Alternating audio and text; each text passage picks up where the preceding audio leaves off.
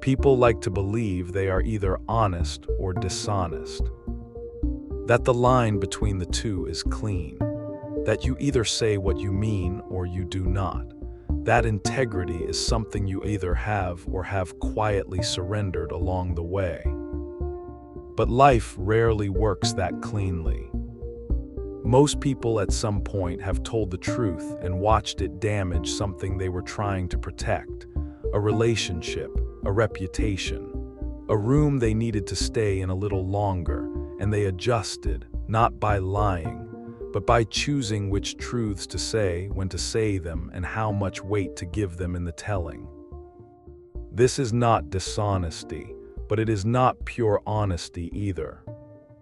It is something in between, something most people practice daily without a name for it, something that makes them feel, on their quieter evenings, slightly uncertain about who they actually are. This episode is about that space, the space between the truth you feel and the truth you offer, and what it quietly costs to live there. There was a man who worked in a mid-sized company, not an executive, not entry level, somewhere in the middle where most of the actual work gets done and very little of the credit lands. He was good at his job, he knew it, his colleagues knew it.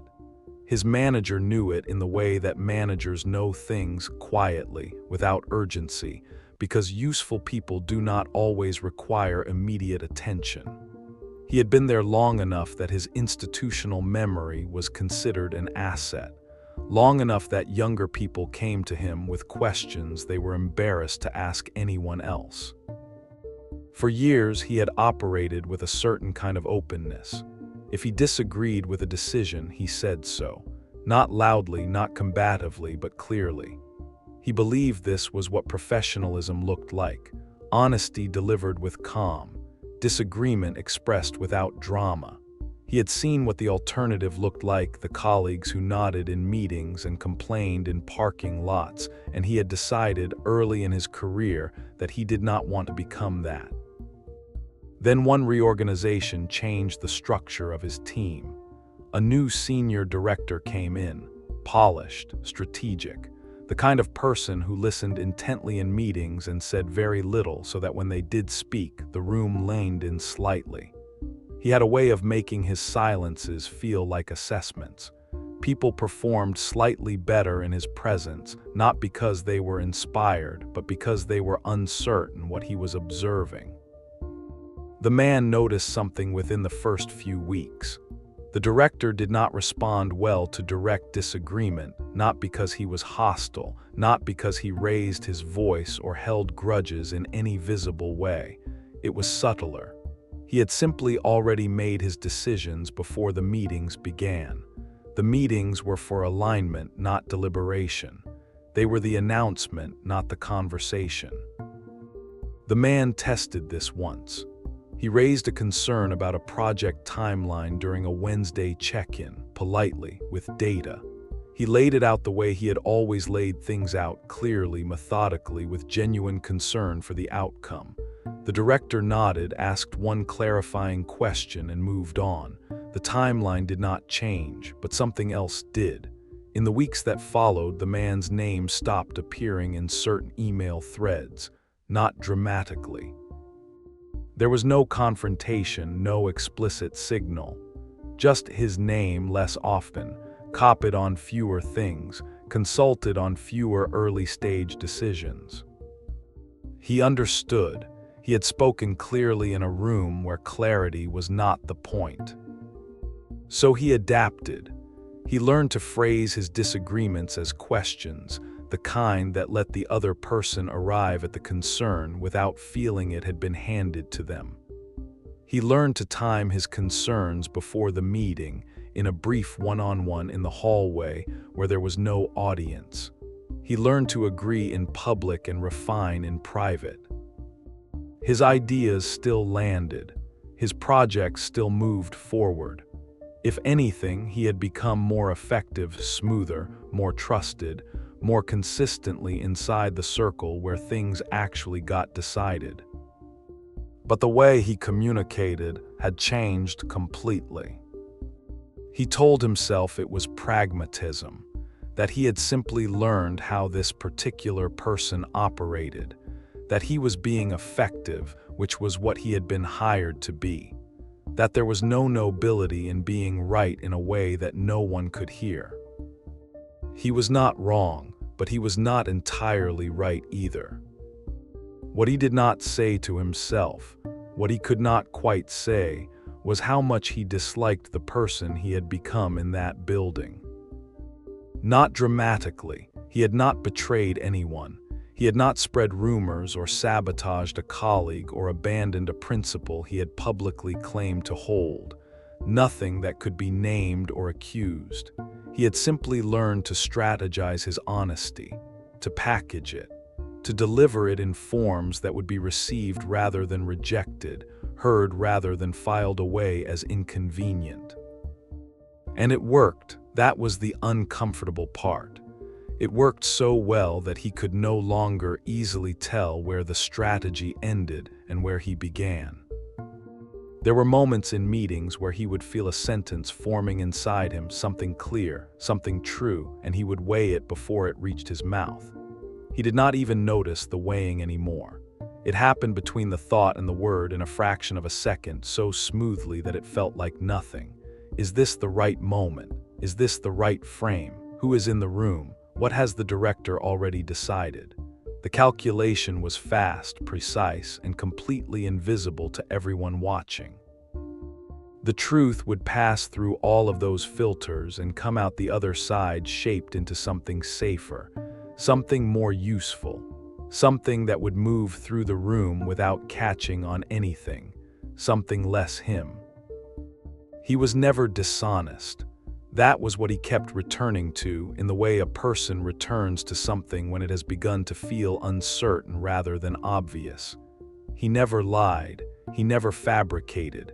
He never told someone something he knew to be false. But he had become very good at managing what he revealed and when and in what proportion and to whom. He had become, without fully intending to, a person who could be in a room for an hour and leave having said a great deal while exposing very little. At home on ordinary evenings, there was a kind of flatness he could not explain, not depression, nothing that heavy, just a low-grade distance from himself, the way a room feels slightly off when something small has been moved without your knowing. He would sit with the people he loved and be present in all the visible ways, attentive, warm, responsive, and still feel, underneath it, like he was watching himself from a short distance away. He did not talk about this, because even the impulse to name the discomfort out loud, to confess it to someone who might actually hear it, got filtered through the same machinery he had built at work. Who would this help? What would change? Is this the right place for that kind of honesty? Is this the right time? Would saying it make me seem like someone who cannot manage himself? The filter had become automatic. It no longer required activation. It was simply running quietly all the time. This is not a story about one man and one difficult director. It is a story about something that happens slowly in thousands of ordinary workplaces and households and friendships across years that feel unremarkable while they are happening. Something that rarely announces itself as a transformation. There is no moment of decision, no clear before and after. It arrives in small adjustments, a sentence softened, a concern held back until the moment passes.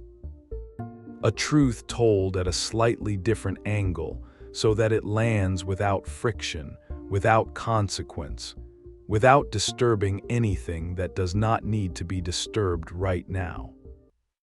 Each of those decisions, taken alone, seems not just reasonable but actively intelligent. You are reading the room, you are learning the landscape, you are finding the path that lets your ideas survive contact with the people who hold power over them. This is what maturity looks like. This is what you were supposed to learn. And for a while, that framing holds. But taken together over time, those adjustments accumulate into something larger than any single choice. A second self begins to form, a version of you that has been optimized for reception, smoothed for acceptance, shaped by the feedback of 1,000 small moments where full honesty created friction and a slightly edited version of honesty did not. And the person underneath, the one who formed opinions before learning to review them, who reacted before learning to calculate the reaction, begins to feel strangely remote. Not gone, but quieter, less trusted even by the one who has known them longest. There is a particular kind of alienation in this, not the alienation of someone forced into a role against their will. It is the alienation of someone who chose the role gradually, reasonably, one small step at a time, and now cannot easily find the way back to the person who would have made different choices. What gets lost is not honesty exactly. What gets lost is the confidence that you are still capable of it. That if the moment arrived, a moment that genuinely required the raw, unfiltered version of what you actually think, you would still be able to find it. That it has not been replaced entirely by its more presentable substitute. That uncertainty is its own kind of suffering, quiet, habitual, almost entirely invisible from the outside because the outside is seeing the well-managed version, and the well-managed version looks fine. Machiavelli wrote about power the way a surgeon writes about the body, without sentimentality, with precision, with the particular clarity of someone who has decided to describe the thing as it is rather than as we would prefer it to be. He understood something that most people prefer not to say aloud. The world does not primarily reward the honest. It rewards the effective. And effectiveness in complex human systems, systems built from ambition and hierarchy, and the fragile egos of people who have been given authority, almost always requires the careful management of perception. What is seen matters more than what is true. What is communicated skillfully outlasts what is communicated accurately. Words for Machiavelli were not simply expressions of inner truth. They were instruments, tools of navigation. A prince who spoke every thought freely was not admirable, he was naive, dangerous to himself and to the people who depended on him to remain viable. The ability to control what you reveal, to time your disclosures, to present yourself strategically without presenting yourself falsely, this was not cynicism. It was competence. This is not the same as lying. Machiavelli was not celebrating deception. He was observing something simpler and harder, that the gap between what you think and what you say is not inherently a moral failure. It is a political reality. And those who refuse to acknowledge that friction, who insist on total transparency as a kind of identity, often mistake their discomfort with self-editing for a form of virtue. They are being honest. They are also, frequently, being ineffective. And they rarely notice the relationship between the two. The man in that office had discovered this, not through philosophy but through consequence. He had learned that the full and unmanaged truth, delivered without awareness of timing, without reading the room, does not necessarily serve truth. It often only serves the person delivering it. The satisfaction of having been completely known, regardless of whether anything changed because of it. But Machiavelli also understood something about the cost, and this is the part that gets less attention. A leader or any person who becomes entirely strategic, who can no longer locate the line between genuine conviction and managed presentation, has not gained power. They have hollowed out the thing that made their power worth having. Presence without sincerity eventually becomes legible, even when no individual word can be called a lie. People sense it before they can name it. There is something slightly off in the quality of the attention, in the fluency of the performance, in the way nothing ever quite surprises them. The hollowness is visible. The tension, then, is not simply between honesty and strategy. It is between two very different relationships to your own inner life. One is knowing your truth clearly enough, holding it with enough precision, that you can choose how and when and to whom to offer it. The other is losing that truth entirely to the machinery of management, until you can no longer distinguish what you actually think from what you have decided to present. One is wisdom, the other is erosion, and the distance between them is not always obvious from the inside.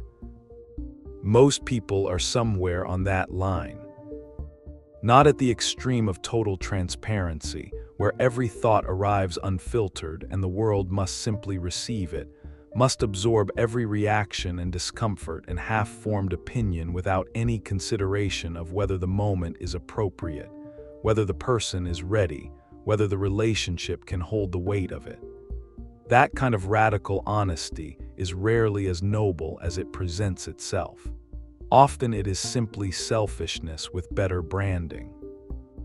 And not at the extreme of total performance, where the self has been so thoroughly edited that nothing genuine remains, where every word is calculated and every expression is chosen, and the person behind the presentation has become genuinely inaccessible even to themselves.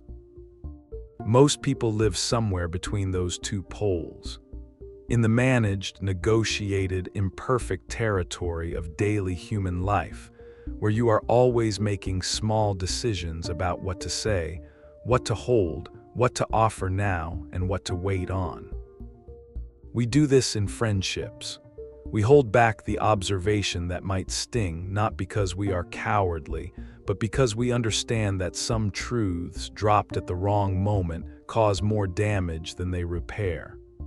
We learn over years what our closest people can hold and what they cannot. We pace our honesty accordingly. We do this in families. The things we know about our parents that we will never say because the saying would cost more than it would recover. The things our parents know about us that they have quietly filed away, choosing the relationship over the reckoning.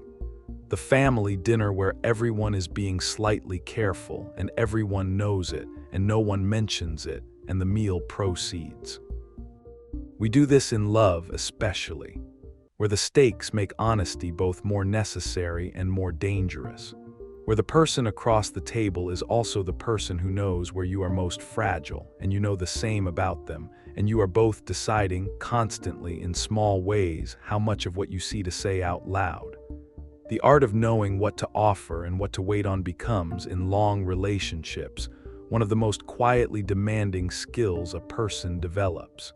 It is not deception. But it is not full transparency either. And most people carry a low, persistent discomfort about that fact, a feeling that they are not quite as transparent as they would like to be, not quite as fully known as they deserve to be known. That discomfort is not evidence of failure. It is evidence of a genuine self that has not entirely surrendered to the role. It is the part that still notices the distance between the inner life and the presented one. And noticing that distance, being bothered by it, is not the same as accepting it as permanent. There may be no resolution to this, not a clean one, not the kind that arrives at the end of a story and settles everything into a new and better shape. The man in the office did not quit. He did not stage a confrontation with the director. He did not walk into a meeting one morning and say everything he had been filtering for the past 2 years because he had decided that authenticity was more important than employment. Life is not structured to reward that kind of purity very reliably, and he was not naive. He understood that. But something shifted in him slowly over the course of several ordinary weeks. Not a dramatic shift, more like the slow adjustment of a lens that had been slightly off focus without his knowing. What shifted was not his behavior, it was his relationship to his own behavior. He had been operating as though the filter were necessary, as though the alternative to constant management was constant recklessness. But somewhere in the flatness of those ordinary evenings, in the quiet accumulation of that low-grade distance from himself, something had begun to ask a different question. Not whether the strategy was working, it was, but whether he had confused the usefulness of a tool with the necessity of a permanent state. A filter is a tool. Tools are not identities. They can be picked up and they can be set down. He began slowly to notice the difference. The moments when he filtered reflexively, when the calculation happened automatically, out of pure habit, versus the moments when the situation actually required that kind of care. He began to ask, before editing himself, is this caution or is this habit? Is there something genuinely at stake here, or am I simply moving through the world on a script I wrote 2 years ago and never revisited? He did not become more reckless. He did not begin delivering unprocessed opinions into every meeting he attended. That would have been its own kind of performance, the performance of radical honesty, which is almost always more about the performer than about truth. He knew what that looked like. He had no interest in it. But he became more deliberate, more conscious of the moment of choosing. And that consciousness, the simple, steady act of knowing that you are making a choice rather than being made by one, returned something to him that he had not realized he was missing. Not peace exactly, not resolution, but presence. The sense of being, once again, the person who was deciding, rather than someone who had been decided by the accumulated weight of his own adaptations. He was still in the building, still in the meetings, still navigating the same director, the same dynamics, the same careful choreography of organizational life. But he was there differently, as someone who had chosen the strategy and knew it, rather than someone who had been slowly consumed by it without ever quite agreeing to be. That is a small distinction. It does not change the meeting or the outcome in any way another person would notice. But it changes something about who is in the room, and that is not nothing. The question was never whether to be honest or strategic. The question was whether you still knew, at the end of the day, which one you had chosen and why. That knowledge is the last thing to go, and the first thing worth protecting. There is a version of this that most of us recognize. The careful sentence, the softened edge, the truth held at a slight angle so it does not cut the way it would if delivered directly. These are not necessarily betrayals of the self.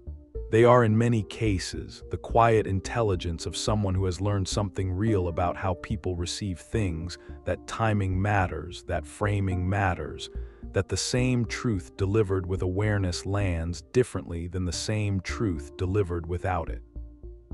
But there is a difference between managing how you share a truth and losing the truth itself somewhere in the management. Between choosing your words with care and slowly forgetting what the words were before the care arrived. Between a person who edits consciously and a person who has been edited so thoroughly that the original draft no longer exists. Machiavelli was not warning against honesty.